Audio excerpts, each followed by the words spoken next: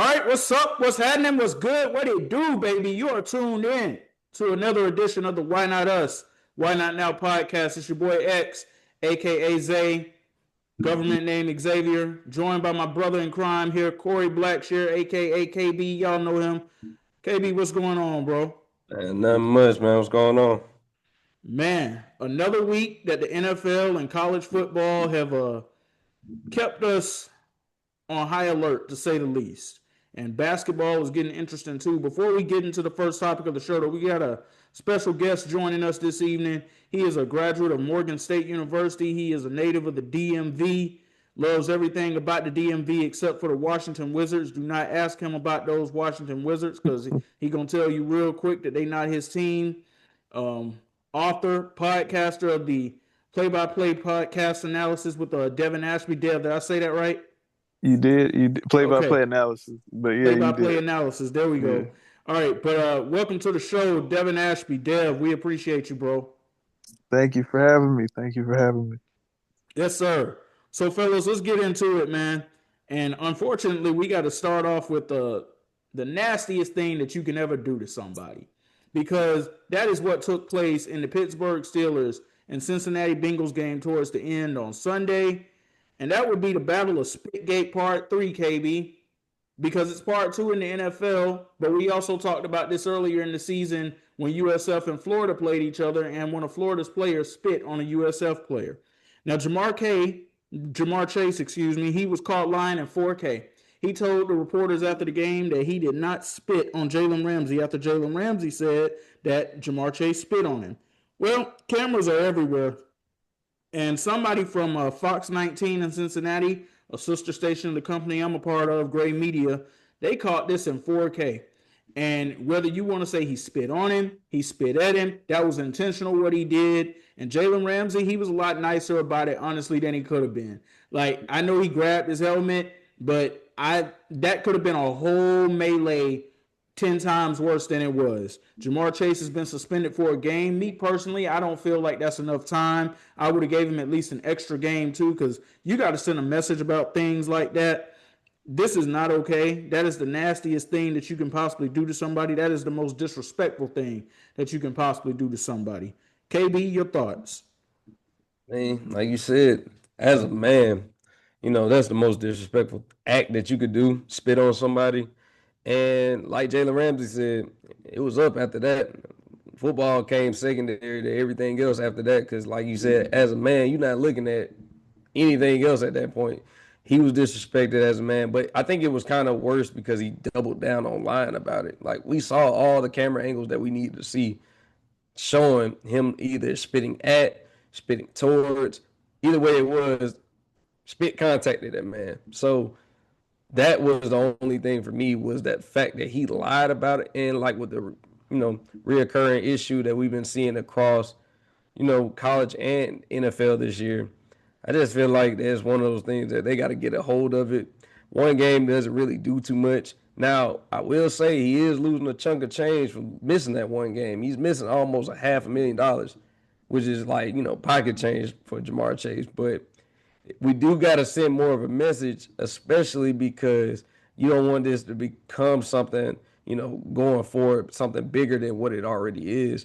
But yeah, I thought it was really a disgusting act, and I really, am surprised they only got a game, especially because the brawl could have been way worse than it actually was during the game. But I think that one game is kind of him getting off a little easy.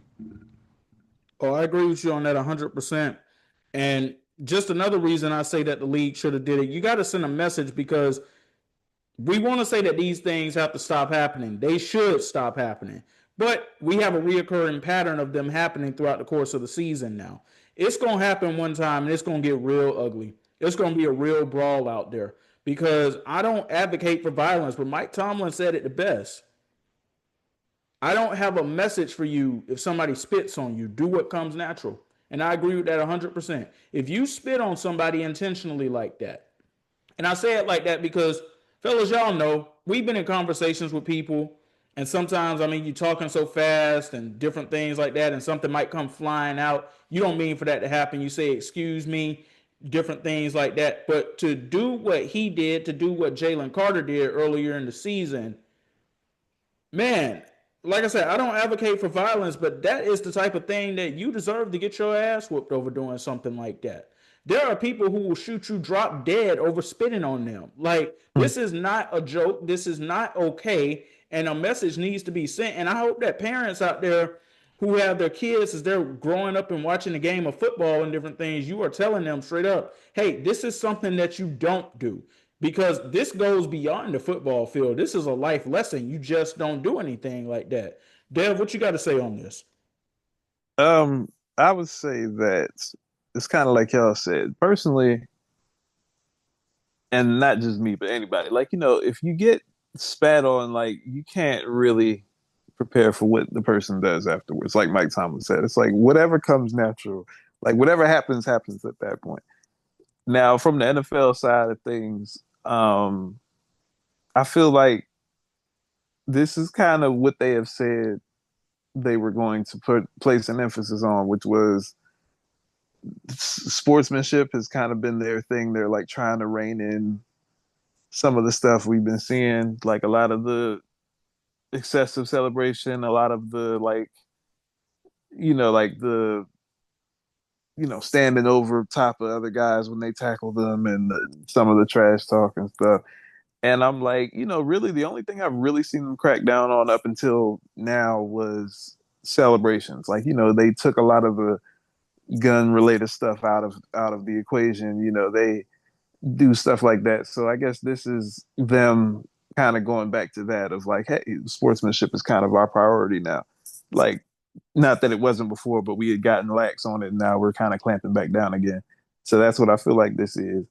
And again, like y'all said, that's some weird stuff. Like, we've been seeing it happen a lot this year. Like you said, Jalen Carter did it back in week 1, and it was like in front of the country.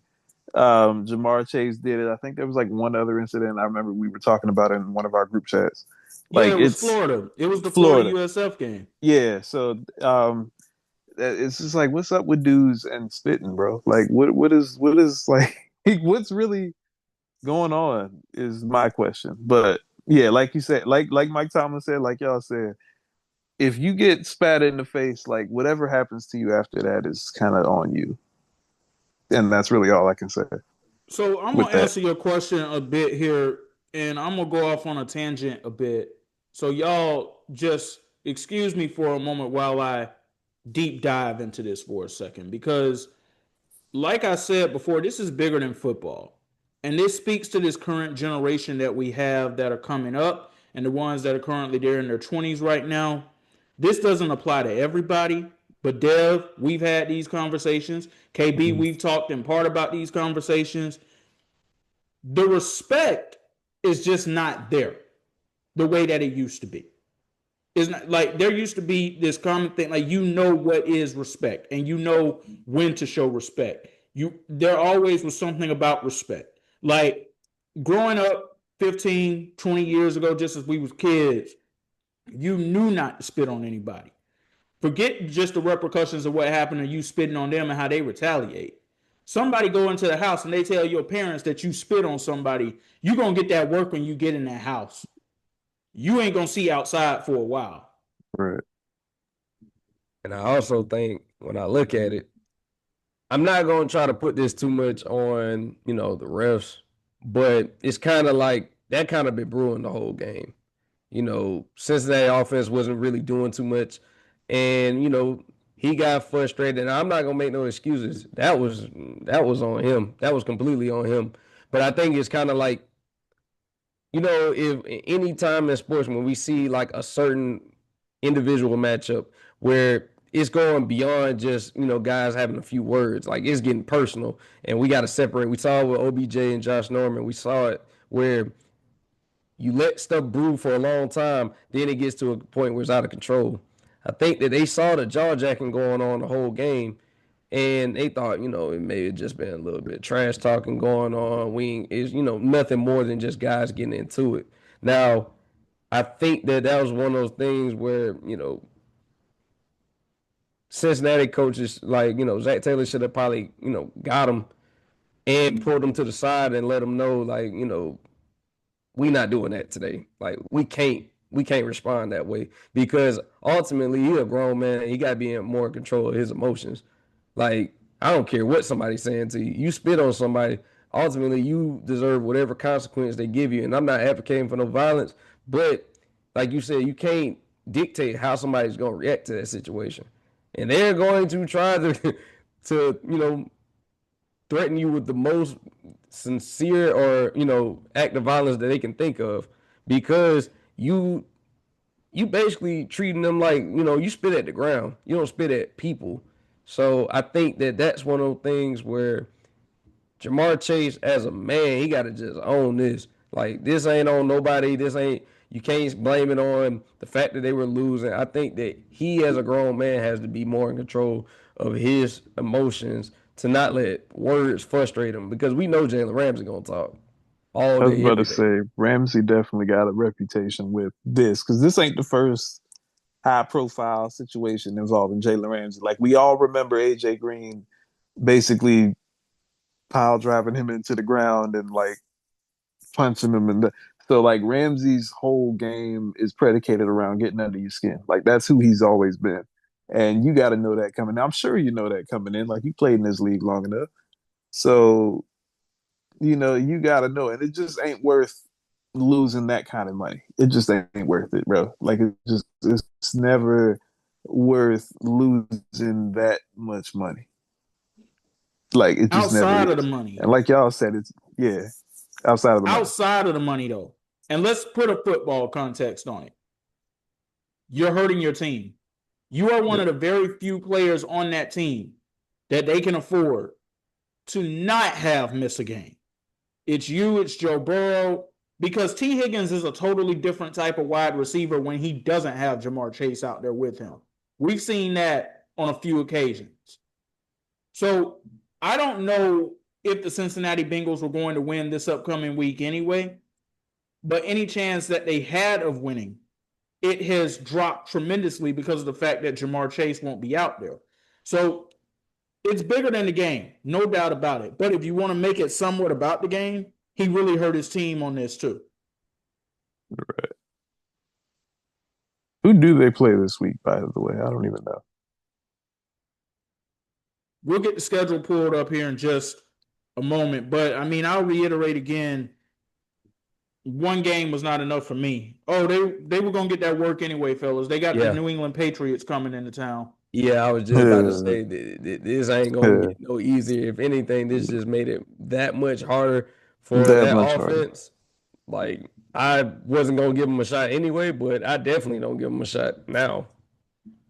And this could be a cultural thing. Like I feel like Zach Taylor is probably on thin ice as it is, but when you see stuff like this, you just wonder like how you possibly could justify bringing him back as a head coach next year.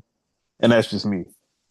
I don't know if y'all agree or not, but that I KB will tell you. I've been on here singing for Zach Taylor to get removed from that position since the start of the season. I mean, it's like at this point, you bro, still skating off the fact that you went to a Super Bowl 4 seasons ago. for We are that you so didn't far win, removed from that. that you didn't win either. It's not like he won it. Which makes it even less Worse, likely that he should be back next year. Like right? this defense, this defense was the worst part of this entire team this year. Like, but it's been that way for a couple of years now, where this defense, but this year specifically, they historically are bad. Like, I know if I was like someone just on the opposing team, no matter who it is, I feel like I can have a career day against them. That's just my thought going into the game, just based off of what I've seen. I think that I can have a career day against them. I feel like we don't fear anything. Like they literally have to outscore everyone that they play. Like they can't win a defensive struggle game. Like they can't win a back and forth defensive battle where it's like a 12-9 game. That's not even possible for them. Mm-hmm. So Which is in the division they're in, you have to win games like that sometimes. With the Ravens and the Steelers and even the Browns with the defense that they typically have. Like you got to be able to win some ugly games and they just can't. Well, I just want to close out this part of the segment by simply saying, fellas, stop doing that. Not just the fellas, but people in general, stop doing that. Like, that's something we need to bring to an end right now. Like, that is something that does not need to become a commonality. Let's just go ahead and put an end to this now, because the next time something like this happens, because Damian Woody brought this up on Get Up on Monday. He said, you're not only going to have to see me on the field, but you might have to see me in that locker room too, because I might walk over there looking for you. Like, let's stop this nasty, disgusting, disrespectful behavior, please. Because the next time it happens, and I'm not trying to speak anything into existence, I'm just being real. Because KB, where you and me from, somebody spit on you, that might lead to some slow singing and flower bringing. For real. Yeah, I'm not even going like no words need to be exchanged. We just like it's one thing, like that's just how I feel. It's one thing if you were like to punch somebody, I can deal with that. But if you like spit on me or slap me, you don't respect me as a man. That's how I feel. Like you punch somebody, you get into a fist fight with somebody. That's one thing. But if you slap me or you spit on me, now I feel like that my manhood being tried, and I just can't let that slide. I'm sorry, I can't do it. Dev, you got anything you want to close this out with? It's kind of. I mean, y'all summed it up. Like you said, you go across the wrong person, and yeah, it's definitely gonna be some. You definitely gonna be on somebody's t-shirt if you do that to the wrong person, or like outside of the football field. Because I don't know if anybody in whatever. Like if you're in the league, you're probably not running like that. But yeah, just like you said, if we talking outside of football, like let's stop because it's a whole lot of just bad intention that comes after that. Well, I mean, not even just outside of the football field, because we've seen melees happen on the football field too. But mainly just everybody. Let's stop all that nasty, disgusting behavior like that, because I Mm-hmm. said it before and I'll say it again. It's almost like the things that we grew up that we knew were automatic things that were disrespectful. It's almost like we're in a society now that they kind of let things slide a little bit. And that's why Yeah, you're seeing more instances of things like this. It's gonna be somebody who gonna let you know that I'm not gonna let it slide, and it's gonna right. lead to the ultimate consequence. And again, none of us on here are advocating for violence. We just kicking you that We real. just yeah. Well, KB, the Falcons. I'm gonna let you go in on this in a minute. They disappointed everybody in Atlanta once again on Sunday. At one point, they were leading the Carolina Panthers 21-7. They ended up losing the game, and they also lost their quarterback for the year too. Drake London's going to be gone for a few weeks too. But more than anything, Michael Penix is done for the season. He will need to have surgery on what we learned today was a partially torn ACL. Raheem Morris is still employed. Zach Robinson is still employed. I don't know what to say at this point. This has been one of the worst seasons in Falcons history because the expectations were high. This should have been a playoff team this year. They had all the pieces in place to do it. But outside of the injuries that have happened, because they've also been relatively healthy for a good chunk of the season now, too. This is like the first big injury blow to the team all season, and it is a massive one for a second-year quarterback that we still have questions about on if he actually is the guy. This is just derailing his development a little more. We don't know who his coach is going to be the next time he takes the field. We don't know who some of those weapons out there are going to be with him the next time he takes the field. This is just a clown show that's going on at ATL. And KB, before I hand it off to you, I just got to say this. People are calling for Raheem to get fired, rightfully so. Zach Robinson to get fired, rightfully so. Terry Fontenot to get fired. I guess you can say rightfully so, even though I think he did a good job in the last draft. There's another person in all of this that nobody is calling to get fired. And I think his name needs to be called to the carpet too. Arthur Blank needs to do a full royal flush on this entire thing. Rich McKay was the person who led the charge on bringing Raheem Morris back here as the head coach. He turned down Mike McDonald, Mike Vrabel, Ben Johnson, Bill Belichick. He turned down all these other people to bring Raheem Morris back into the organization, who hired an offensive coordinator who had never called plays because they were together with Sean McVay's staff on the Los Angeles Rams. And Zach Robinson is also the example now for everybody. Hey, just because you work under Sean McVay, that doesn't mean you're going to be a successful head coach. We learned that with Brandon Staley, and now we're seeing that with Zach Robinson too. Even though he's not the head coach, he's the offensive coordinator. But that pistol offense is atrocious. We've been calling that out all season long. And I don't know what we should expect to see on Sunday in New Orleans. It wouldn't surprise me if the Saints won, unfortunately, because I don't know who Kirk Cousins is going to be out there throwing the ball to. They better go ahead and make this the Bijan and Algier party the rest of the way. But, yeah, man, this is just sad. It's disappointing. I could literally hear the air in the stadium deflating out of there as I was watching this game on TV. KB, these are your birds, so I'm going to let you take the floor on this. So what's funny is I was actually in attendance for the game on Sunday. You could literally feel the energy in that building like leave.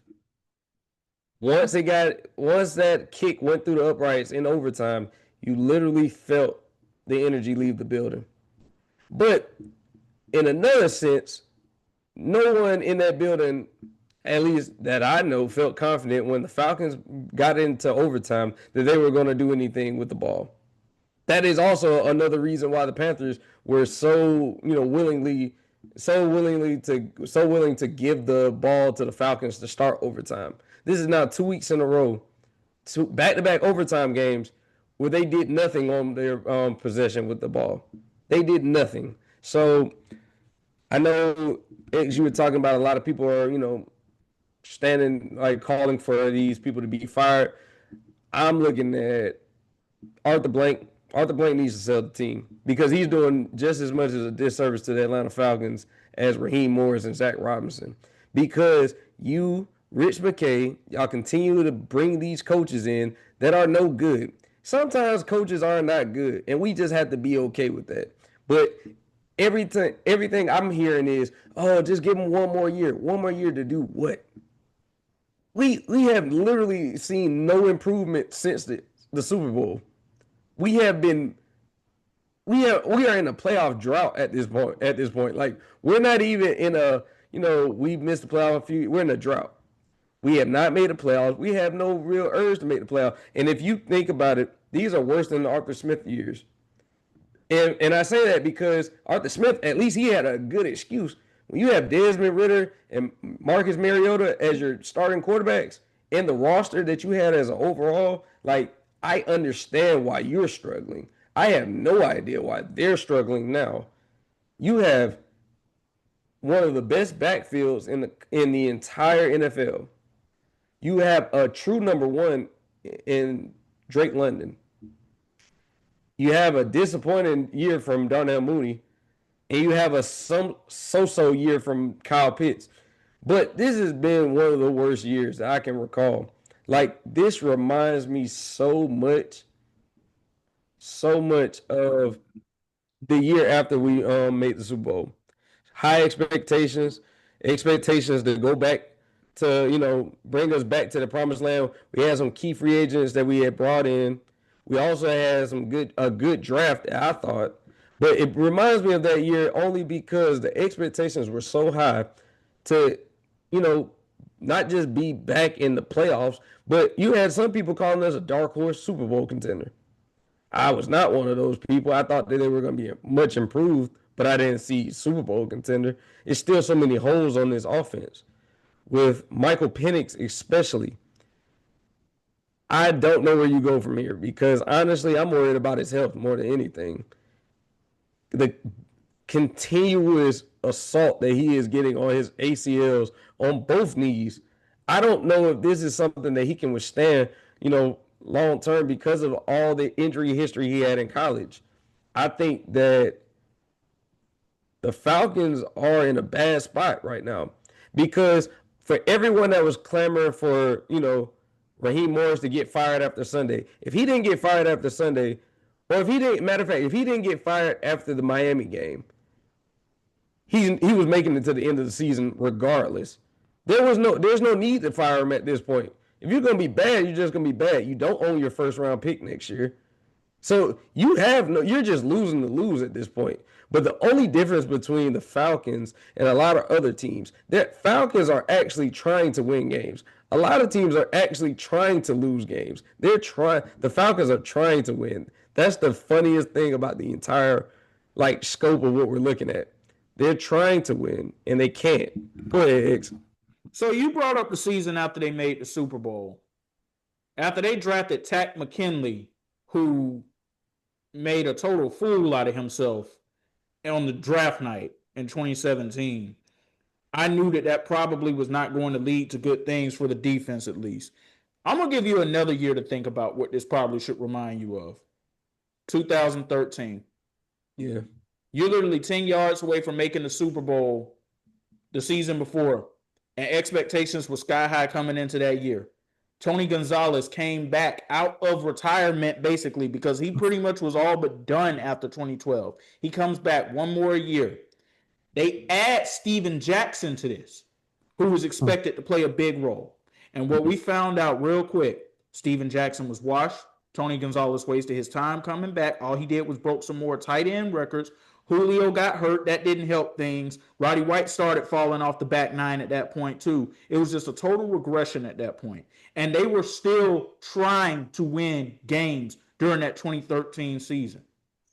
That's what this season, honestly, is reminding me more of. That's a fair point because that was actually a hard year to watch. But I'm going to also throw something else at you. When I have not seen a year, even when the Falcons were bad in the Arthur Smith years, I have not seen a year recently where I can recall that there was a game like a Falcons Saints game with this little buzz. Nobody's talking about it. The interest from the home fans, just me being in Atlanta, I'm listening to the radio. Nobody's excited about it. Nobody cares about it. I've even heard people call it the toilet bowl. Nobody wants to see it. Because the outcome of the game really makes no difference at this point. All of y'all are doing on Sunday is fighting for third place. That's what's funny about it. The Falcons go and lose in New Orleans on Sunday. They're in last place. And honestly, that's exactly where they deserve to be with how they played this year. I'm going to tell you, I'm going to point to a certain point in Sunday's game when I realized Raheem Morris plays not to lose instead of playing to win. The final drive before overtime, you have 2 timeouts. Drake London catches a pass. He's in the middle of the field. Instead of calling a timeout right then, you allow 18, almost 20 seconds to go off the clock before Kirk Cousins has to throw an incompletion to stop the clock. You're playing for overtime. You're not even trying to win the game. You're playing for overtime. That's why I said the whole staff outside of Ulbrich, I feel like, is expendable at this point. You got rid of Ike Hilliard, which made no sense to me because that was one of those things where I just felt like, okay, you just wanted to get rid of somebody. But the problem has been in your face the whole time. If I'm an Atlanta Falcon fan, I'm calling for the firing of Rich McKay, Terry Fontenot. Even though he had a great draft, I still feel like it's time. Terry Fontenot, Raheem Morris, Zach Robinson, and I'm pleading Arthur Blank to sell the team, because if you're not going to give this city the type of respect that it deserves, because these people are still not selling out, but they're showing up in really high numbers to come to these games, for you to continually do this, it's disgusting, honestly. So Dev is going through a similar situation right now. He is a Washington Commanders fan. The only difference is Jaden Daniels has been out for most of the season, but Dev has seen plenty of seasons in his life where they didn't really give him too much to cheer for. But I gotta ask, is there a season that the Falcons are going through right now where expectations were high, but what the reality was ended up being awful? Is there a season that you remember as a Washington fan, whether it was the Redskins, the football team, or the Commanders, where expectations were high and all you got was disappointment? 2013. That was so for people that don't remember, Robert Griffin III is quarterback in 2012. Basically, kind of like what happened with Jaden Daniels. He comes in as a rookie, number 2 overall pick, just like Jaden Daniels was. Lights the league on fire. He takes them to the playoffs. Then he tears his ACL, but somehow he's able to come back in time for week 1. And so everybody, it was like, oh, the return, the return. Like, he comes out the tunnel and on Monday night against it. And I mean, that entire season was just a wash. And Mike Shanahan gets fired. And they bring Jay Gruden in there. Jay Gruden he didn't care for Robert. He didn't like Robert. I mean, he aired him out on a daily basis. And this is, so for the next 2 years, it was kind of like, okay. And then he left and Kirk Cousins kind of became quarterback. But that's probably the closest thing. The only difference is maybe this is just me on the outside looking in, but I feel like the expectations for Michael Penix were probably set a little too high because this is really, if you think about it, he has not had a full rookie season yet. Because his rookie season, he only played 3 games or 4 games or whatever it was, because Kirk Cousins started. So this goes all the way back to whoever the hell made the decision to sign Kirk Cousins to that insane contract and then double down in the draft and draft Michael Penix when you could have just drafted Michael Penix from the get-go, saved yourself the money, saved yourself whatever other picks or whatever, and give him a full season and then come back here in year 2. And if he's struggling like he ultimately ended up doing, you can go from there. But this just, and then on top of the fact that like the injury history was spotty. He was a 27-year-old as a rookie, I believe, or 26, something like that. It was just a whole lot going on there. And I just feel like it was doomed from the start. But I just feel like, yeah, to y'all's point, it got ridiculous because I mean, like, it's not even like this division is unwinnable. Like, it's probably the most wide open. I mean, with all due respect to the Buccaneers and what they've been doing year in and year out, outside of them, it is essentially the most wide open division probably in the NFL, outside of maybe the AFC South. And so it's like, you know, I just don't get it. And I need to ask y'all, like, is there something that we don't know? Like, what did Terry Fontenot, who pissed off Bryce Young to the point that every single time he plays the Atlanta Falcons, he looked like prime Tom Brady out there. Like, it's like even going back to like 2 years ago, like it's just overtime games. Then you have the 30-0 beat down earlier this season, and then now you had this past Sunday where he's. I mean, like I don't get it, bro. But I say all that to say, like, this is probably the if I for the Commanders, this reminds me of 2013 for us, of what y'all are going through. Like very similar, quarterback beat up and just all the rumors about people getting fired and just yeah. Hey, Dev, I will say this is the same exact team that let a struggling Tua come in and dog walk them on their Dog. home field. So, yeah, we looking at it like it's a Bryce Young thing when he plays the Falcons. It's not just him. If you're struggling, this is the team that you need to come and face. The get right game. You will have a great day. This is almost like one of those, like somebody said this is like when you play somebody for homecoming. You Right. come in with the full expectation that you're coming to put on a show. And the Falcons are the perfect team, the perfect city to come put a show on for. You ain't going to get no resistance. You might get a little back and forth game for a little bit, but ultimately, they going to do what the Falcon fans have been witnessing for the past, I would say, about almost 10 years now. Yeah, Same things thing. been this way since they started blowing that 28-3 lead in the Super Bowl, if we being real with each other. Thank you. Mm-hmm. Thank you. This organization literally has been on a downslide since that very moment. They have not resurrected from that moment. And I'm honestly starting to question if they will. They got New Orleans on Sunday, and like you said, KB, nobody cares about the game. And I don't think that I've heard that since maybe I was a kid in 2005. Because ever since '06 on, it's been a big deal when the Falcons and the Saints play. And they weren't even playoff teams in all of those years. But it still was a big deal if the Falcons and Saints played. I don't hear my timeline going crazy for nothing on either side of this game.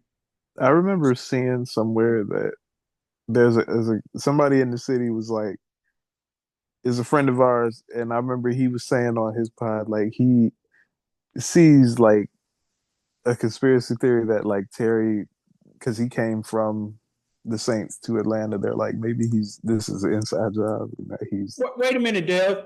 I've said that in our group chat. I'm And like, you this said is it the too. op that was sent from New Orleans. Yeah, I'm like, because I mean, if you go back to some, because I know, yeah, he did a decent job on this draft, and I'll give him that. But it's some missteps. Like, I mean, drafting Kyle Pitts over Jamar Chase is just the one I can't overlook. Even though I will say it's revisionist history now because everybody back then was saying, "Oh, Kyle Pitts is a unicorn and he's this special talent and we've never seen this type at the tight end position and blah blah blah blah blah." We were saying all of that, but Jamar Chase was right there. Like, I mean, regardless of what we thought back then, like, I mean, Jamar Chase was the proven commodity that was right there, and you chose Kyle Pitts. And then, like y'all said, I mean, Desmond Ridder obviously was a disaster. Marcus Mariota, we know what he is. Um, and then just every decision that seemed to come after that, it just seems to be like, what is really going on down there? And that's that, like, as much everybody just clean house, like y'all said. But I mean, Terry and Richmond, I mean, it starts with those two. And look, and I'm surprised. I know X touched on it a little while ago, but drafting Tack over TJ Watt, I'm still not going to forgive that. I'm never going to forgive that. I will forever, ever hate the Falcons a little bit in my heart for those two drafts alone. Kyle Pitts over Jamar Chase and picking Tack McKinley over TJ Watt. I'm looking at who they're sending down there to scout these guys. And I'm looking at but what we said about Terry Fontenot, who hired Terry? I just want to know. Who hired Terry? I believe that was a collaboration of Arthur Blank and Rich McKay. Oh, okay. So the same culprits. Get them all out of here. It's just. Unfortunately, you can't fire Arthur Blank. You can't. But I'm with you, KB. It might be time to consider selling the team. And you brought up Tack over TJ Watt, and Dev, you brought up Jamar Chase over Kyle Pitts and how they should have made those moves. I want to know how a single UGA player in the past 5 years, who is That's what I literally said in the right group there chat. in your backyard, whether they are franchise game changers or not. I want to know how none of them ended up on the Atlanta Falcons. They are literally right there in your backyard. Athens is what? 45 minutes away from ATL, KB, if that? Yeah. So the only one that I felt like I was okay with however it went was the Bijan Jalen Carter dilemma. I was okay with that because I was sold on both guys from the jump.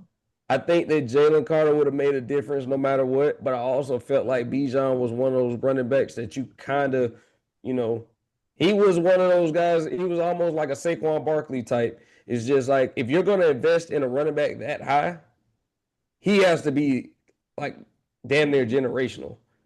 And I do think that Bijan has that type of talent. That was the only particular time that I felt like I was okay with them not selecting a UGA guy. But when I look at the Philadelphia Eagles and their defense is compromised of pretty much all UGA guys, it kind of makes me believe what is it that they're not seeing with these UGA guys, because they're contributing and they're champions at this point. Like, you got Nakobe Dean up there who's balling. You got Jalen Carter who's balling. You got Jordan Davis who's balling. You got all of these guys that are up there doing their thing, and y'all are like, it's kind of like almost purposeful, like that y'all are not drafting UGA players. Like, I don't know who sent that memo out, but they And need to be fired too. it could be a character thing because with what we know about Jalen Carter now, like if he would have stayed down there in Atlanta with everything that he had going on, I don't know if he'd be the same player that he is in Philly because it just Yeah, and seemed I'm like it. okay with it. I'm okay with it. Yeah, that's true. Yeah, but the rest of them, I just can't explain it. Like the entire starting defense from 2022, and not one of not one of them is get picked by the team in your own backyard. Like I don't get that. And I said that in the group chat to X. I was like, Atlanta saw that whole defense and was like, oh, that's cute. Like That what? literally feels like that was the reaction because Yeah, that makes no sense how that none. happened at all. We're hoping that Jalen Walker can be the prodigal son, and hopefully, that helps correct some mistakes. He's shown some flashes, but we need to see more as he continues to go forward. Let's get to some quick hitters really quickly, fellas. The Broncos outlasting the Kansas City Chiefs in the AFC West showdown. So both of you know that I've been big on not counting out the Chiefs. When that game ended on Sunday, that was the first time I had a legit question run through my head: is Kansas City going to make the playoffs this year? Yeah, that was. I think as long as Patrick Mahomes is on that team, people are going to give him respect, and I get that. But I think at some point we do gotta like kind of. The Chiefs have not been pretty much since they traded Tyreek Hill away. The Chiefs have not been very explosive. They have not been a fun watch at all. I think last year they just kept getting acts of God to win games, and you just can't survive like that. And I think the roster is aging in a lot of key positions. Like Travis Kelsey, obviously, has probably only got maybe another good year left in him. Andy Reid is not getting no younger as a coach.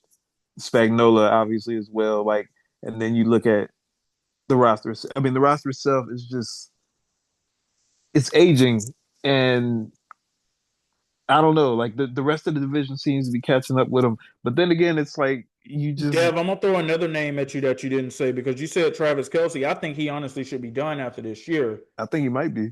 Chris Jones looks like he has taken a step back this season too, and I Right. was this is gonna say supposed to be that. part of his prime years. Now I will say he did struggle. I remember earlier in the year he had like a death in the family, and so he's got a lot of off the field stuff. So I don't know if that's a mental thing with him. But yeah, you're right. He's been off this year. Can we also point out the fact that Kansas City has not had an effective run game in some time now? Like, they have no run game at this point. Like, you're banking on a few Kareem Hunt short yardage situations or Pacheco, he's If he more of can a, stay healthy. yeah, Pacheco's more of like a receiving back to me at this point, more than a three down back. I just look at it that they don't have enough variety. They don't have enough, like you said, explosiveness to really make noise the way I thought. Like, of course, we're all going to, never count out Pat Mahomes and Andy Reid and those guys. We're not trying to count them out, but it's almost like a problem like that we've also seen with Philly this year. Philly Mm-hmm. is less explosive, but I still feel more comfortable with their offense, as far as making explosive plays than Kansas City. Kansas City, I think they rely on trying to mud up the game a little bit because they're not as explosive as they once were. And a part of that is the fact that Travis Kelsey has not been Travis Kelsey in quite some time. And with him not being who he is, I don't see Kansas City. This is actually one of the years now that I'm looking at it. I could see a team really giving Kansas City a run for their money because I don't think they have a shot at winning this division. At this point, I don't see it. And the fact that that AFC West is that, competitive with the Chargers, the Broncos, I just don't know if they are in a position to do the same things that they are accustomed to doing over the past few years. I just don't see it this year. And even around the AFC, I mean, the Colts are the best team in the NFL, which nobody saw coming. You got the Bills are always just right there. The Ravens have come back from the dead. Like the Steelers are kind of sort of there. No, Like they're not, Dev. No, they're not. We don't even have to play these games. They're okay, not. yeah, they're not. But the Bills and the Colts and like I said, the Ravens have kind of come back. Like it's gonna be real. Even though you have some tiebreakers over some of those teams, but like it's gonna be real interesting down the stretch here. Fellas, their next two games on Sunday, they host the Indianapolis Colts coming off of a bye. Oh Lord. I'm not 100% sold that they're going to win that game. Then it's a short week because 4 days later, they got to go to Dallas and play the Cowboys on Thanksgiving. And you would think that this would be one where, okay, yeah, Kansas City, they're going to show up. Mahomes, he's going to put on a show. Look, I know it was just the Raiders that the Cowboys played on Monday, and I know that they were playing with heavy hearts after the passing of Marshawn Nealon, and they really went out there and they represented well, putting him out there on full display. Man, that defense already looks different with Quentin Williams showing up. Overshown now being back. I didn't even know he was back until Dev pointed it out to me on Monday night. And then they have a second round pick who is now healthy too, who is expected to be an impact player. And they traded for Logan Wilson too at linebacker as well. So they got bodies. So I'm not so sure that is a gimme game for Kansas City at this point either. Say they lose both of those games and they fall to 5-7. Look, man, I know they have what it takes mentally to be able to come back and run the table at that point. But do you even think that 10-7 would be good enough to get a wild card at this point, the way that things are going in the AFC? Hell no. You just can't rely on that every year. You can't keep relying on that Mahomes magic. Like it seems like like you said, they just kind of stick around, and just hope Mahomes gets them in the fourth quarter and bails them out. And you can't keep living life like that. It's not healthy. Like you said, 5-7 potentially after this weekend, or 5 and whatever going into that Thanksgiving game. That just is not going to be a good look. Now I do got a question for y'all, and I know this is not an excuse, and nobody will ever bring this up. But do y'all think that? And it's as crazy as it sounds to say, do y'all think that like the amount of what's the word I'm looking for? Like when you've been playing a whole lot, like the amount of like wear and tear of playing that deep into the season 5-6 years in a row, you think that plays into it at all? Oh, it definitely could, because ever since Patrick Mahomes has been a starting quarterback, the Kansas City Chiefs have not known anything except for at least making the AFC Championship game. And that's a lot of football to be playing every year. And then they always are playing prime time. Like you said, they're playing Thanksgiving. I think they might be playing Christmas this year. I could be wrong. They are playing on Christmas this year too. Right. They travel to Brazil every couple of years, or to Germany or wherever. Like you said, they're always playing deep into January and February. And then, the off season is very short in the NFL. So like you're right back at it in like late March, early April. So like if you're doing that for like 7 or 8 years in a row, on top of the fact that you're losing key guys and certain other guys are getting older, I just don't know if that I don't know. Hey, damn. It is one franchise, one player in particular on that franchise that was doing it. They season in, season out, like he was doing that, and Pat Mahomes has been compared to him a lot. So I mean, I'm not saying that the wear and tear doesn't come into play, but if you're going to be known as the greatest, these are things that he's going to have to overcome, especially when he's chasing someone who is universally recognized as being the GOAT. So that's also true. If you're going to go into that part of the conversation, though, I do think we at least need to let it be known that Tom Brady went a 10-year gap from winning his 3rd Super Bowl to his 4th Super Bowl. So it could be Mahomes' turn to go through something like that, because the conference is only going to keep getting better. And here's the thing about Kansas City this year that's different than any other year, including last season when they had all those close games that they won. The fear factor doesn't seem to be there. These teams do not seem to be scared or intimidated to play them. Now, with that being said, we also not into January yet. If things began today, the Chiefs wouldn't even be in the playoffs. But if they get in there, is that still going to be the case? Yeah, exactly. Yeah, I mean, I wouldn't want to see them as a wild card team. I wouldn't want to see them. But like I said, I think they got to handle business before it gets to that point because, going through Arrowhead is a whole different monster than having to go play on the road. Right. All right, But so the Buffalo Bills and the Tampa Bay Buccaneers high scoring duel on Sunday, a combined 76 points. Buffalo winning 44-32. Fellas, at one point there were 9 lead changes in these games.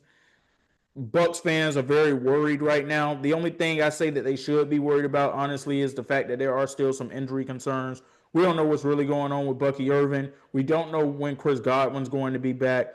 Mike Evans won't be back for at least another month to a month and a half or so. But ultimately, I think they're going to be okay.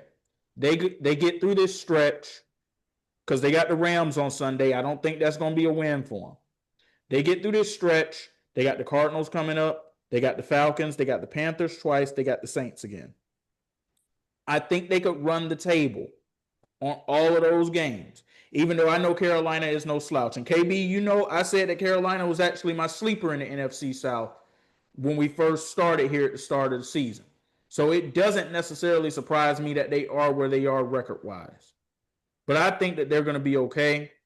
I still got some questions about Buffalo, though, especially as we head into the stretch of the home stretch of the regular season, because I'm still not sold on Sean McDermott being the guy for them at head coach. And if they go home early, I don't see how they bring him back.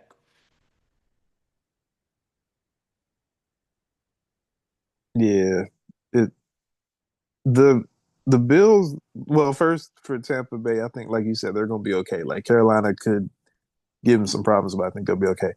The Bills have been a weird team this year. It's been a very weird year because like they look so dominant, and then they lost that ugly game to New England, and then they lost that embarrassed. I still don't know how they lost to Atlanta. Like I just like with all of what we've seen since that game, with all of what we've seen, I just still have questions of how you lose that game to Atlanta. Then kind of, you beat Kansas City. Then it's just been a weird year for Buffalo. And then now you have this Keon Coleman situation hanging over with the suspension and team publicly calling him out and stuff. And so, like you said, Sean McDermott, this is like put up or shut up. They go into that new stadium next year. Like it's a whole lot going on in Buffalo right now, and you don't know how many more years of Josh Allen because like it's kind of like a Mahomes thing where Josh Allen is being asked to do a whole lot. Like I call him like he's white Cam Newton to me. Like you basically put everything on his plate and ask him, hey, put that cape on and do what you do. And how many years of that is his body gonna like hold up before, he starts breaking down? And you just don't want to waste a quarterback like that. And so you just hope the Bills get it together. If you're a Bills fan or just a fan of football. KB? I think that the Bills got so many questions on their team. I look at their wide receiver group and I don't know who is their number one. I look at it like, okay, we know it's not Keon Coleman. We know it's not Khalil Shakir, but it could be at times. They don't have one specific target. Like I look at Dalton Kincaid as more of their number one target for Josh Allen because That's what I was just about to say. But the thing is, he's a tight end. Exactly. So it's kind of like I'm looking at their wide receiving group and I'm like, this is not a good sign where I can't even rely on, my wide receiver group to, help my quarterback out a lot of times. And then their defense also has not really looked that great this year either.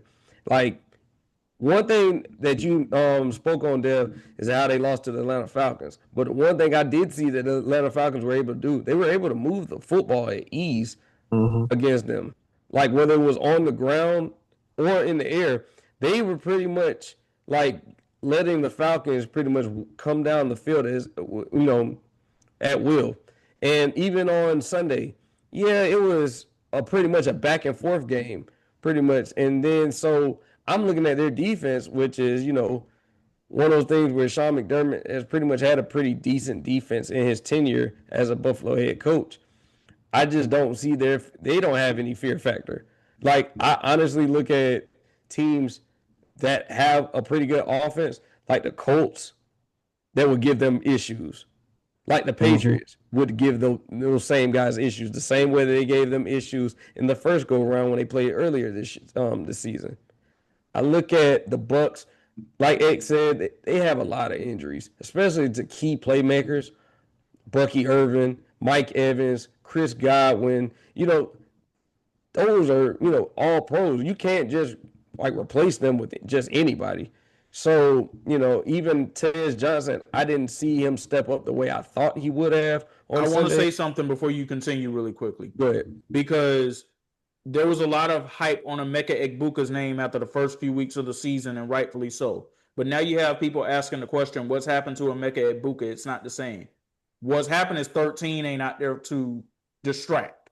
That's what's happened. Because Mike Evans would always be a double cover, and that would lead to Emeka Egbuka being able to be open like he was.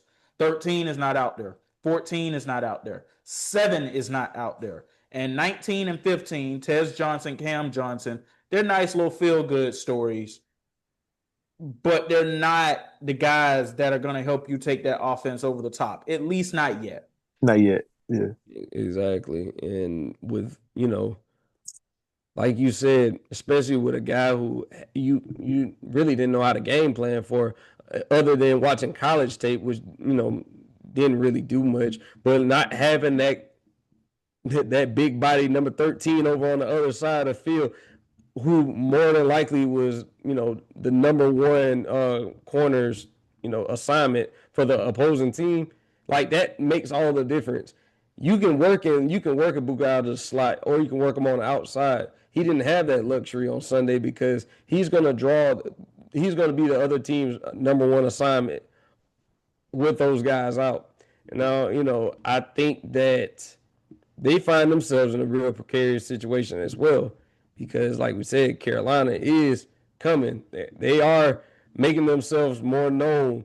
Like, Bryce Young's looked a little bit better. Rico Dowdle didn't have the best game, but he was effective when needed. But Ted, he's looking really good. So I think that the Bucks really just have to, hold off Carolina, which is something that is crazy to hear because, I'm looking at it as much as I know, X, you said this was your dark horse, but I still had so many questions on them coming into the season. But I'm just looking at it like this is really a two-team race with Carolina and Tampa Bay. I'm like, hey, may the best man win, because honestly, both teams have been like finding a way to win every single week. So I get it, but it's just still crazy to hear. I'm just glad it's a two-team race at this point, though, because at one point it looked like the Bucks were going to run away with this division by week 12. That's how it looked at one point. They started off 5-1, and they've gone 1-3 in their last games. And sorry, Bucks Nation, you'll be 1-4 after Sunday. You're not going to Los Angeles and beating the Rams. Yeah, the Rams are just they're a buzzsaw right now. But I think Tampa Bay will be all right, only because, like y'all said, I mean, Carolina's coming, so and they do still have to play them twice. But outside of that, I mean, the rest of the division is awful. We know that. The NFC this year has been there's no real dominant team in either side of the NFC or the AFC. Like, I mean, even there are a lot of good teams, but I don't think there are any great ones. So, you never know. They could steal a game or two that they probably aren't supposed to. Like, does that mean they're going to go into LA and beat them? Probably not. But like, there's that crazier things have happened. Like we said, we've seen some games this year where people won some games they wasn't supposed to win. Like, it's happened a few times. I don't know. But the Rams are a have just buzzsaw been right on now. a heater. They've been on a They're heater. on a heater right now. Matthew Stafford is playing unreal right now. Devontae Adams has found the fountain of youth once again. It's just crazy what's been happening. Going to close out the quick hitters really quickly, just with Shedeur Sanders had his first NFL action on Sunday. Dylan Gabriel suffered a concussion. Hopefully everything's all right with him. The crowd was in an uproar when he came out there. Pretty much got silenced after that, though. Going 4-16, 47 yards, an interception. It's not what you want to see. Dev, you know that this is something I've been talking about in our group chat. This is why I wasn't necessarily campaigning so much for Shedeur to go out there. Fellas, I want to throw a stat at you that I saw about an hour and a half ago. Mm-hmm. Since 1999, the Cleveland Browns have had 42 starting quarterbacks.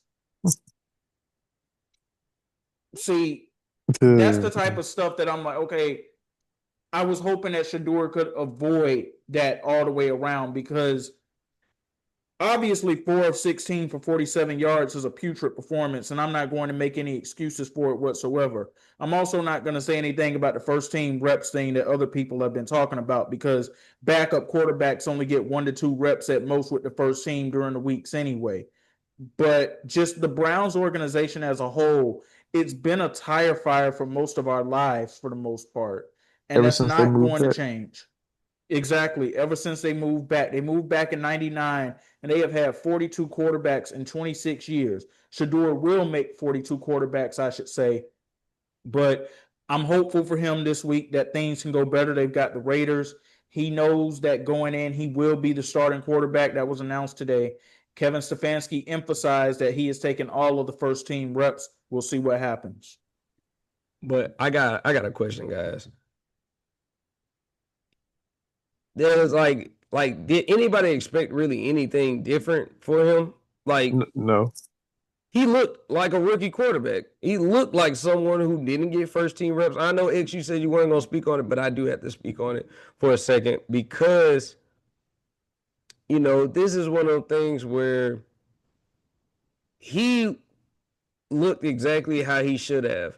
He came out, he took his lumps, he had to catching game speed on the fly, because it's different than playing a few preseason quarters. Is way different than having to come into, especially a divisional game at that, in one of the toughest divisions in football. I think that I seen something that kind of pissed me off earlier, and people were comparing what he did to when Baker Mayfield came in on short notice with the Rams and led a game-winning drive. When Baker Mayfield was in his about fifth year starting, fifth year being in the NFL, compared to a guy getting his first NFL action, I thought that was one of the stupidest comparisons I've ever seen in my life. And I think people were doing it just to be like dense on purpose, because there's no way that you can compare a guy in his fifth year to a guy making his first start where a game that he didn't even technically start in, and struggling the way he did. I just, I had to say that, because, I think this is more still going to be more of an organizational problem. This is the reason why, as many times as people were campaigning for Shedeur to start, it's kind of like, why would you want him to start to struggle? Because they don't even have the amount of effective weapons for someone to be successful. I think he gives them a better chance at being successful, but they still don't have the weapons. It doesn't matter who's playing the quarterback position. I think that they don't have enough explosive weapons from their skill positions to even give him a shot at being successful. But that's, like I said, that's the Cleveland Browns as a whole right now. I will also say, I think, and like X said, we've talked about it in our group chat. If this were not Shedeur Sanders, like, this really wouldn't be much of a surprise. This is, if you look at it in a vacuum, this is a third string, fifth or sixth round pick coming in cold with no reps with the first or second teams all week, was the emergency quarterback, and he's coming in against the Baltimore Ravens and Lamar Jackson, who are fighting for their playoff lives and are coming off of 4 straight wins. It was, I mean, if he won that, like, more, God bless him, because it just was he set up to fail from the moment he came in, and not him, Shedeur. I'm saying whoever the quarterback would have been. Like, that was a lose-lose regardless of what you do as a third stringer, fifth round, whatever. He was set up to fail being drafted in Cleveland. And people, when I say that, people look at it and they're like, "Oh, well, no." Cleveland clearly didn't want him. Like, this was a Andrew Berry, I think that's his name, Andrew Berry. This was specifically his idea. The owner didn't want it. Clearly, Kevin Stefanski couldn't give less of a damn about him. Like, he's just he's selling jerseys and stuff. That's kind of, I think, the only reason he really made the team is because he's selling jerseys and selling out preseason games, which was insane. Like, it's a weird situation to be in. But I also think that, like, yeah, I don't think, like you said, I don't even think I'd want him to play with the ineptitude that the Cleveland Browns have shown historically, but especially this past year. Like, it's awful. Like, and I don't think anybody expected anything different. Like, that's why everybody makes fun of like Myles Garrett for like re-upping, because it's like, bro, you said that this was gonna be like this, and we're trying to get your way out, and then you just re-up and sign like the biggest deal ever, and then now you come out talking about how frustrating this is and whatever. It's like, bro, you knew this, we knew this, everybody knew this. This is the Cleveland Browns. Like, this is who they've been. 42 quarterbacks in 26 seasons. Like, this is who Cleveland is, bro. Like, it shouldn't be surprising to anybody, but like we say, it's Shedeur Sanders, and so we're paying attention for that reason only. But yeah. I'll just close this out to the Myles Garrett point by saying money talks. We'll be back with part 2 of the Why Not Us, Why Not Now podcast in just a moment. X and KB coming at you with Dev. We'll be right back.